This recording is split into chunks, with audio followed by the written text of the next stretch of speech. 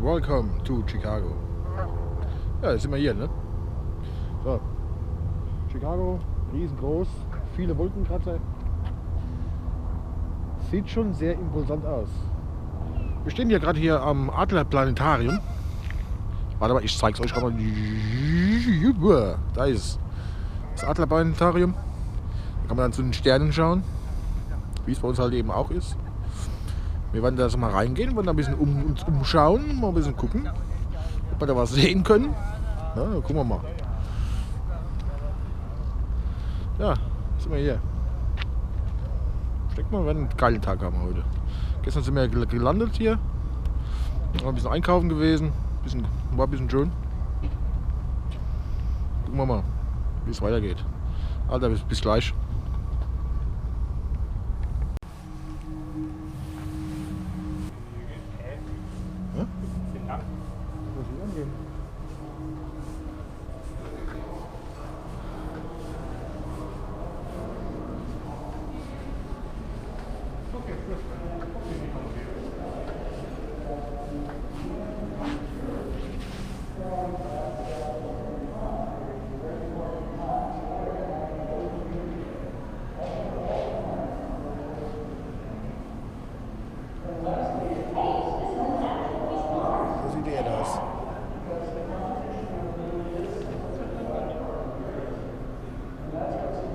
Warte, du hast die Tickets? Ja.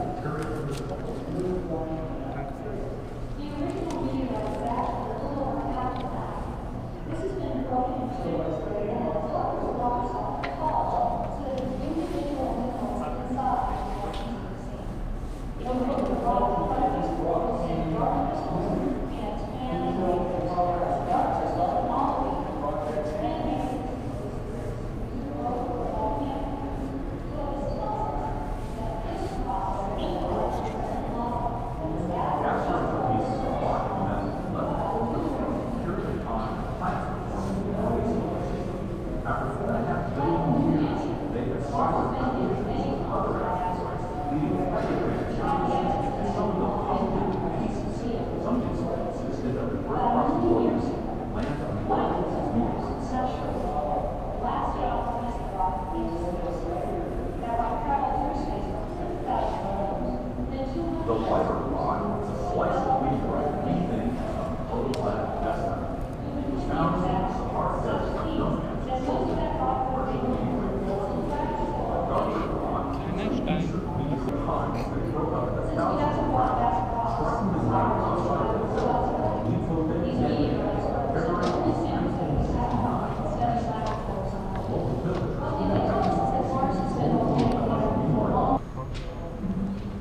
ist das? Asteroiden.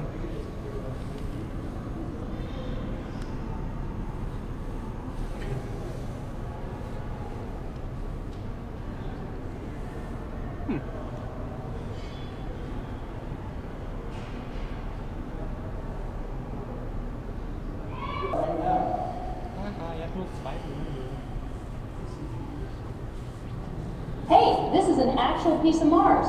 Check it out. Check it out. Doch.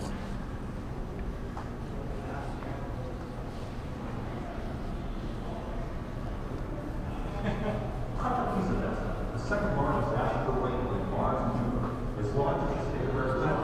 A giant has so much material from it that 6% of all meteorites Wenn ich sage, das braucht ziemlich lange, um es zu justieren. Ja. Windelachse ist. Ja, ich warte auf 29. Ja, so im Dreh. War 29 was? Kilo. Oder Pounds wahrscheinlich. Nee, Pounds wäre viel zu wenig. Pounds sind weniger als die Hälfte. Das ist einfach nur, indem ich... Hey, nicht drücken! Willst du gerade mein Mondgewicht auf 40 drücken? Ja, ist irgendwas um 31. Entschuldigung, Gerät. Bei mir? Wenn du dich jetzt so schnell drauf...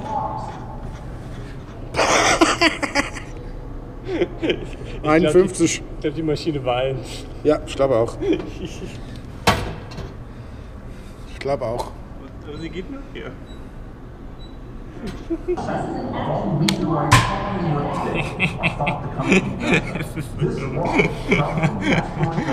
liebe es.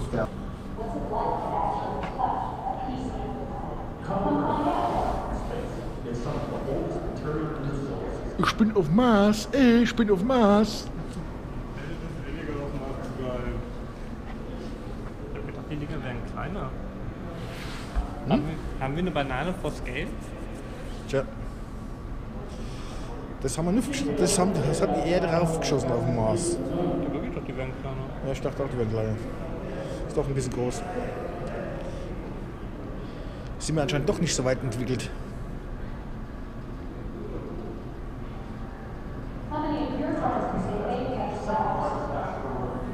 Nein, ich brauche nicht das Scale.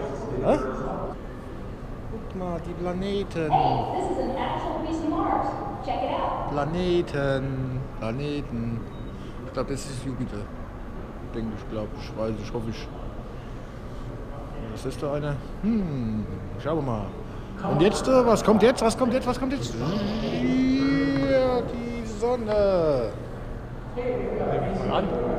Riesengroß.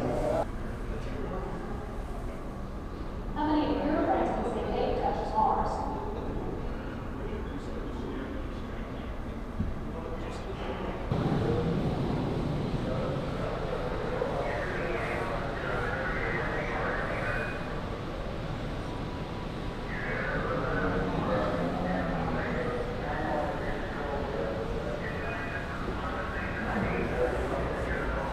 Abzeichen.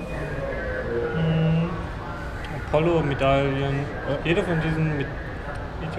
dieser Medaille.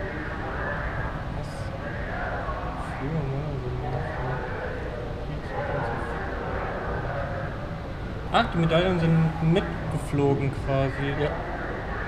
Und haben quasi die Namen und Daten.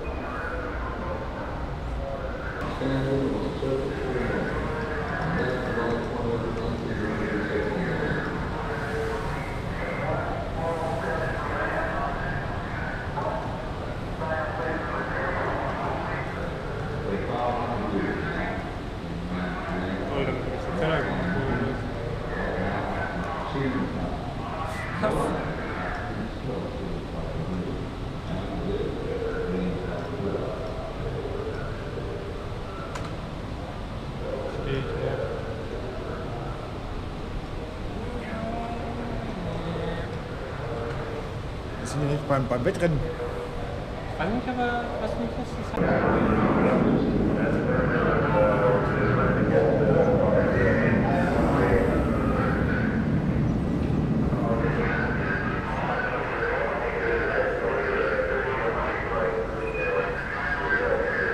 Wenn du die Parachutes hast.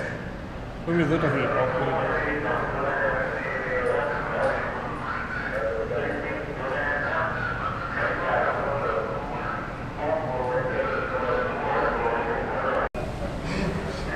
So Leute, eindeutig Mondlandung gefaked. Hier ist das Set. Hier, steife Fahne. So, bin jetzt auch auf dem Mond gelandet. So, überzeugt euch das. Das Set, Mondlandung ist halt Lüge, die Erde ist flach. Ich gehe mir jetzt mein Folienhut aufsetzen.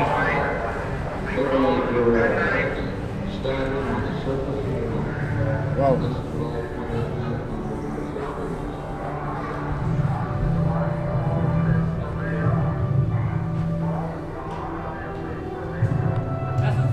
Das ist ein Spacecraft.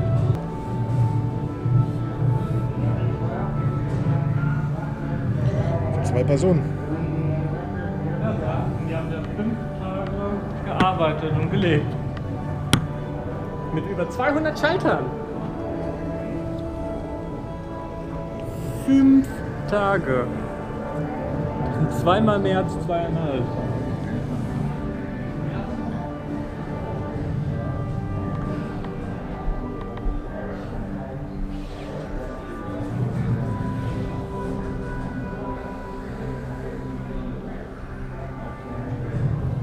Noch mehr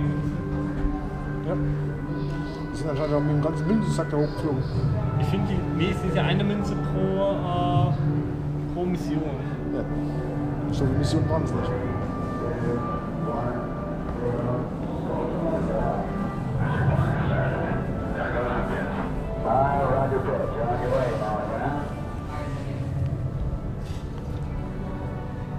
Nein, hier ist Patrick.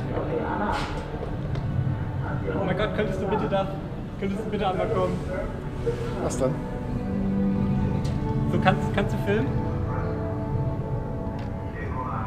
Nein, hier ist Patrick. 7 and 6, would you continue with the description of your station keeping? Ja, die Qualität ist miserabel. Ich hätte mir ein iPhone geholt.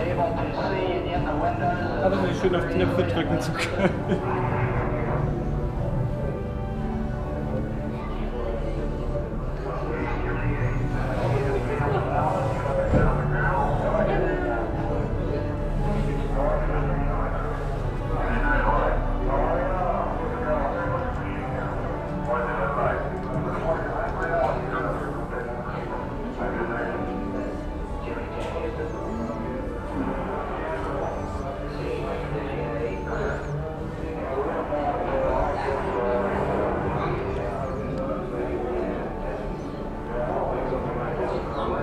Da geht ins Theater.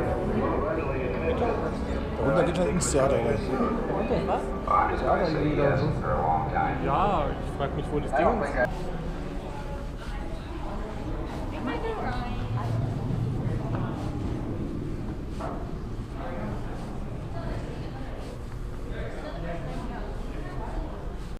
The historic Atwood Sphere. Have any of you guys ever been in this contraption before?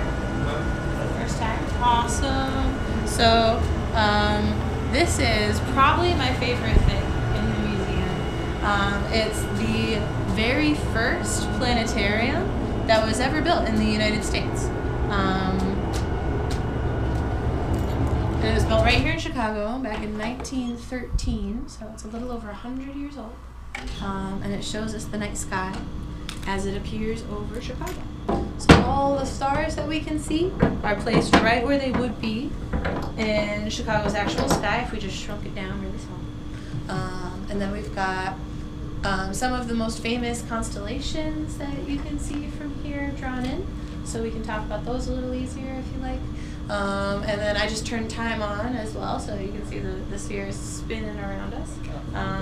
It simulates basically the spin of the Earth. So shows us how the stars appear to move across the sky as the Earth spins. And we get to hang out in here for one full rotation. So we'll be simulating a full 24 hours. But it only takes like 10 minutes, don't worry. And we don't have the sun to worry about in here either, which is nice. So we get to see all the stars. It's not going to be blocking them out half the time. And it looks like we are starting out right around where the night sky would be tonight, a little after sunset. We've got our winter sky rising in the east over here in the southeast, kind of dominated by this constellation here. Anybody happening to recognize this one or have a guess? Taurus? Not too far. Pretty much like an otter. An otter? I like it. I can see all those things. Taurus is actually just very close by. So Taurus the bull is this one right here. A very minimalist Obviously. drawing of a bull. Yeah, right. So this is supposed to be his face. This little part right here with the stars. And then I guess these are his horns that are mostly invisible except for the points. And then you've got, technically, these are also part of the bull. Like these are supposed to be his legs. And then this little cluster back here is supposed to be his shoulder, so his back would extend back this way. But they didn't draw it all the way in for some reason. This one over here is kind of fighting the bull. So this is Orion the hunter. And in a lot of illustrations, he's like hunting the bull, and they're like kind of facing off in the sky. Should have known that by his belt. Yeah, his famous belt. He's known for accessorizing. That's for sure. And this is what you'll want to look for to find him in the real sky, because his belt is really, really bright and easy to see. It's one of the few things that you can consistently find even in Chicago. So if it's not cloudy tonight, which who knows, it's been real cloudy the last like forever, so who knows. But we might have a shot of seeing it tonight. You might even be able to see his feet and his armpits sometimes, but a lot of the times here in the city it's just his belt that you can see. Although there is also a group of bright stars that surrounds Orion known as the Winter Circle. So you've got his right foot here, Rigel, and then Sirius, which is the brightest star in our sky right now. And then you've got Procyon and Castor and Pollux for the Gemini twins over here. And Capella and Aldebaran, this kind of big lumpy circle of really bright stars in the sky. Those are all bright enough that you can probably see them from the city. And that'll be out in the southern sky tonight. All right. Does anybody see any shapes you'd like to talk about or have any questions? What were those 7 stars that were clustered together? That little 7 sisters? Yeah, sure is. Its official name is the Pleiades. Yeah. But the Seven Sisters is its commonest nickname in North America, probably. It's got a bunch of names. In Japanese, it's called Subaru. That's where the car company gets their name from. Oh, yeah. Yeah, if you look at, if you know anybody who has a Subaru, if you look at their car, it's got like a bunch of stars as the logo. It's a fun little piece of branding. There's only 6 stars on the logo because the 7th star is supposed to be the car. The whole car. But yeah, the Pleiades are really cool. Those you'd be able to see. Those are bright enough that you can see them in the city sometimes too. They'll come back around before we go back down, so I'll show you guys the trick to finding them in the sky. What's this big one? This big loopy one? Yeah. So this one is officially called Draco the Dragon. So this is supposed to be his head over here, the dragon's head, and then all of this is his body. He's a character from a Greek myth that I guess was super famous because they illustrated the whole thing across the sky. It was one of the stories about Hercules. So we've got Hercules out right now. This is him doing some kind of dance move. Or I guess getting ready to fight the dragon, but he's got a very interesting fighting style. But in the story, he was commissioned by his dad to steal a treasure that was being guarded by the dragon. So you've got Hercules right here, coming up on the dragon, protecting his treasure, which is this star at the end of the Little Dipper, which is a super important star in the sky. That is our North Star, Polaris. So if you keep an eye on it, you'll be able to see how it's the only star in the sky that never appears to move. It stays in the exact same spot all the time as the Earth spins, because it's right over the North Pole. And it was super important around the time of the ancient Greeks and Romans, because they were moving around the Earth a lot and needed to know their way around. So the North Star got to play kind of a point in honor of the sky by playing the treasure in that whole myth about Hercules and the dragon. What's that huge one right there? This big one over here? Yeah. This, I'll tell you, but first, does anybody have a guess as to what that's supposed to be a picture of? Like a camel? Yeah, that's what I thought it looked like too. Yeah, it's got like a neck and a hump. Definitely can see camel. I've heard a cat, like an angry cat, where it's like its face and its back and its tail is all fluffy. I can see all kinds of animals. I heard like a giraffe. No, I didn't hear a giraffe. I heard a turtle. Turtle makes more sense for that one. But according to the ancient Greeks, it's a man. It's a human man holding a snake. So this is him. Huge man. Holding a what? Holding a snake in his arms. A snake. Okay. So that's what this part going across is. It's one of those where I just kind of have to give it to him because I would never have seen it until someone told me it. His name's Ophiuchus. A really fun name to boot. Okay, so we've got our Pleiades rising up again over here. So these are kind of just outside of that winter circle because we've got like Capella, the bright star here, and Aldebaran, the bright star here, are kind of the right-hand side of the winter circle. Aldebaran can actually kind of help you find your way to the Pleiades. So Orion over here, his belt if you take the line that it makes and extend it out to the right, it points almost straight to the Pleiades, and you'll pass that bright star Aldebaran in Taurus on the way. So if you come from Orion's belt, you'll see a bright red star right there for Aldebaran, and then if you keep going, you'll get to the Pleiades. What about the way too small sign under the Prince? This one? Just the line, yeah. Yeah. That one is a hilarious constellation. Anybody got a guess as to what it's supposed to be a picture of? A rope. Yeah, a rope is a really good guess. It's an animal. Maybe like Another snake. a snake. Not Like a lot of animals, but it's just a worm, lines. a stick bug. Nope, it's a dog. It's Canis minor. Okay. The little dog. So there's two dogs in the sky. That's the little one. We've got a big one right behind me here. So this is the big dog, Canis major. Both of those have a couple of the bright stars of the winter circle in them. In Canis major, you find Sirius, which is the brightest star that we have in the sky right now. It's probably my favorite star. It's the reason it's super bright in our sky is that it's our closest neighbor. It's only about 7 or 8 light years away, so it's really, really close to us. And then right above Sirius, you got Procyon, is the tail of the little guy. They're supposed to be Orion's hunting dogs. So you got Orion, the hunter, with his hunting dogs. They follow him across the sky. Alright, it is unfortunately time for us to go back down to Earth already. I feel like we just got here, but it's been a whole year already. There's going to be a little bump as we go back down in 3, 2, 1. But it is kind of a slow journey. So if anybody's got any lingering questions, I'd be happy to talk about them as we go.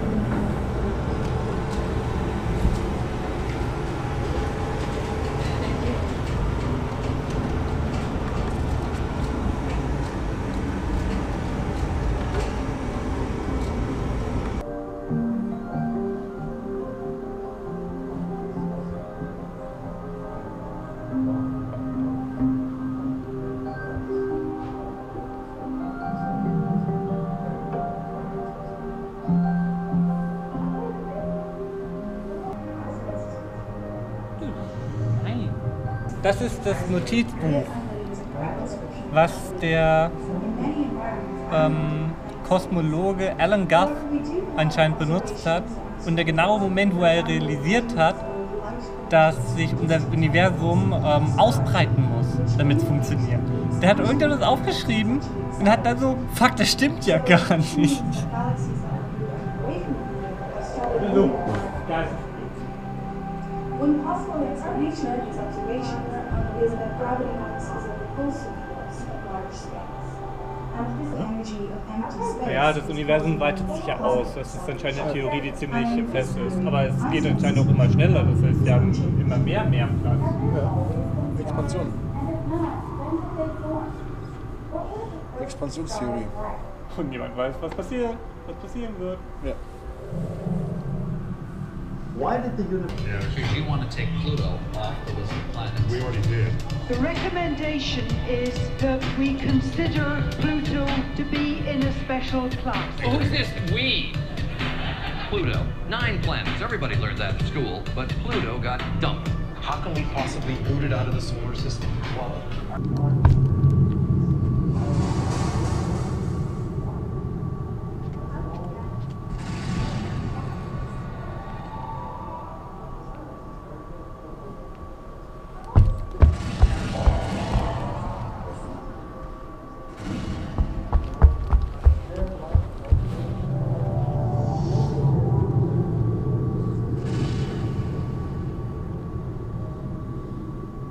Oh nein!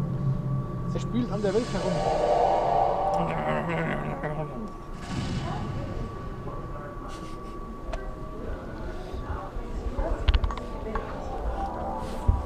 Ich glaube, das ist, was wir momentan am nächsten an ein Hologramm kommen. Ja. Ein frei im Raum stehenden Bild.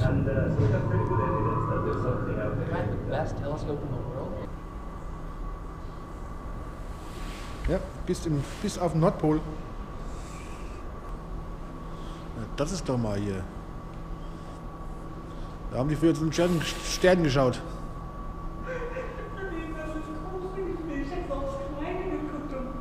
Ja, das ist die kleine Version, das ist die große Version neben drin. Flint, wie sieht's aus? Möchtest du sowas haben? Dann baust dir es selbst. Darf ich das mal nicht sein? Darf da auch mal Flint sein? Flint ist doch der Planetarioid.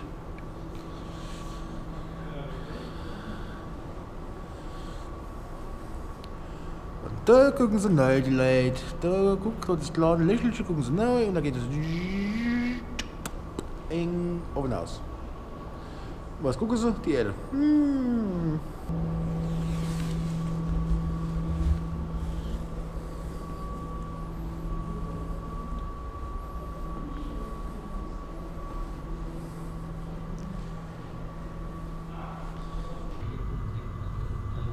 Irgendwie die Erde eiert.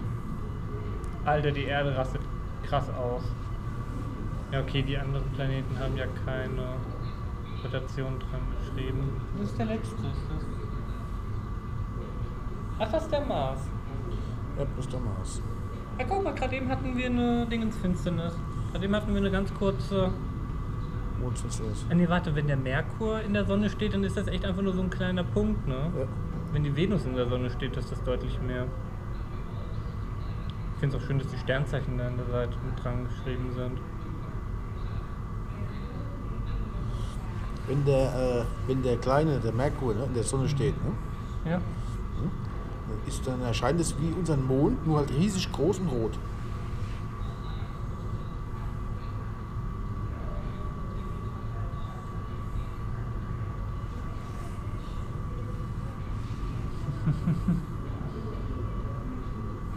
Hey. Hey. Tja, haben es kaputt gemacht. Warum bist du denn so grau? Ich war voll rot. Das bringt immer noch nichts. Das musste vor mich halten. Ja. Nee, ich verstehe nicht, was die Dinge sind. Warte, geh mal, der Kampf nicht anders aus. Ja? Also ich bin viel milder. Gerade eben war ich doch noch rot. Nee. Hä? Ach so. Okay, das kann die Kamera jetzt. Okay, für die Kamera ist jetzt so. Geh mal mit der Kamera weg. Geh mal mit der Kamera weg. Ja, das sind Leuchtebubis. Ja, geil, hab ich gebraucht, ja.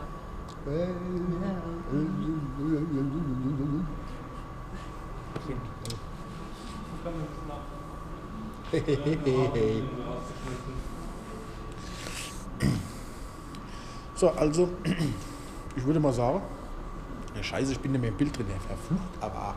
So, jetzt bin ich im Bild drin. So, das war das Adler-Planetarium in Chicago. Das ist echt interessant gewesen. Und irgendein Ochs spielt wer hinter mir irgendwie Klarinette oder was er immer macht. Immer diese Aliens da. Alter. Er sieht sich. Bis zum nächsten Mal. Hier in Chicago. Bye. Peace. Alter. Ciao. Gut.